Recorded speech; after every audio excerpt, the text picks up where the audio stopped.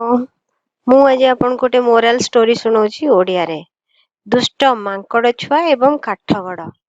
ଏକ ରାଜ୍ୟରେ ଗୋଟେ ଭବ୍ୟ ମନ୍ଦିର ନିର୍ମାଣ ଚାଲିଥିଲା। ସମସ୍ତ ପ୍ରକାର ଶ୍ରମିକ ମାନେ ମନ୍ଦିର ନିର୍ମାଣ ପାଇଁ କାମ କରୁଥିଲେ। ତା ଭିତରୁ କିଛି ମନ୍ଦିର ଭିତରେ ତ କିଛି ମନ୍ଦିର ବାହାରେ କାମ କରୁଥିଲେ। ସେଥିରୁ କିଛି ଶ୍ରମିକ କାଠ କାମ କରୁଥିଲେ। ସେଇ କାଠ କାମ କରୁଥିବା ଜାଗାରେ ବଡ଼ ବଡ଼ କାଠ ଗଡ଼ ଗୁଡ଼ିକ ଇଆଡ଼େ ସିଆଡ଼େ ପଡ଼ିଥିଲା। କାହିଁକି ନା ସେହି ଜାଗାରେ ବଡ଼ ବଡ଼ କାଠ ଗଡ଼କୁ ଚିରିବା ଓ କାଟିବା କାମ ହେଉଥିଲା। ସବୁ ଶ୍ରମିକ ମାନେ ଦିନ ସାରା ମନ୍ଦିର ନିର୍ମାଣ କାମ କରୁଥିଲେ। କିନ୍ତୁ ଗୋଟେ ଘଣ୍ଟା ପାଇଁ ସବୁ ଶ୍ରମିକ ମାନେ ଖାଇବା ପାଇଁ ସେମାନଙ୍କର ନିଜ ନିଜ ଘରକୁ ଯାଉଥିଲେ।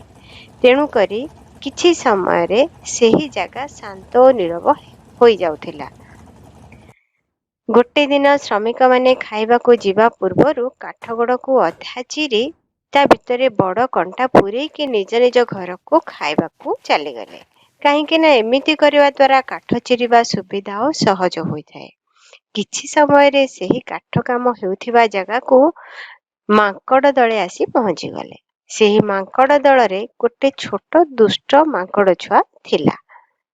ସେ କାହା କଥା ଶୁଣୁନଥିଲା, ଦରକାରଠୁ ଅଧିକ ଡିଆଁକୁଦା କରୁଥିଲା।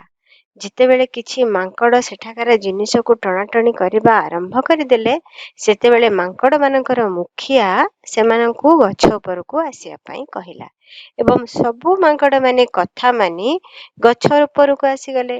କିନ୍ତୁ ସେ ଛୋଟ ଦୁଷ୍ଟ ମାଙ୍କଡ଼ ଛୁଆ କାଠ କାମ ଜାଗାରୁ ବାହାରକୁ ଗଲା ନାହିଁ। ସେ କାଠଗଡ଼ ଉପରେ ଡିଆଁକୁଦା କରୁଥିଲା।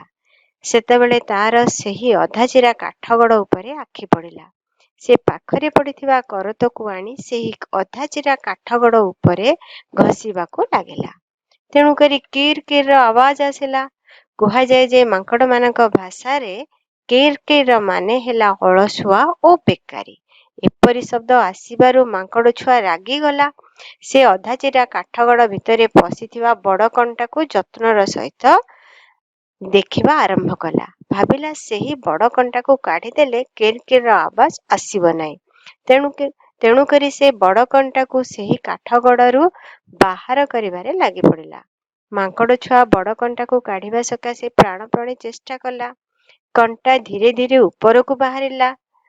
ସେହି ଟଣାଟଣି ସମୟରେ ସେ ମାଙ୍କଡ଼ର ଲାଙ୍ଗୁଡ଼ ଅଧାଚିରା କାଠଗଡ଼ ଭିତରେ ପଶିଗଲା। ଯେମିତି ବଡ଼ କଣ୍ଟା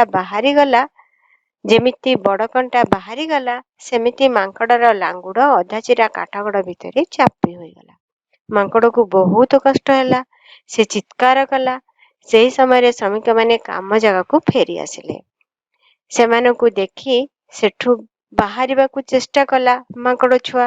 ସେଥିସକାଶେ ତାର ଲାଞ୍ଜ ଛିଣ୍ଡିଗଲା ଏବଂ ସେ ଜଙ୍ଗଲକୁ ପଳାଇଗଲା। ଗପର ମୋରାଲ ହେଲା, ଗୁରୁଜନ ମାନଙ୍କ କଥା ମାନିବା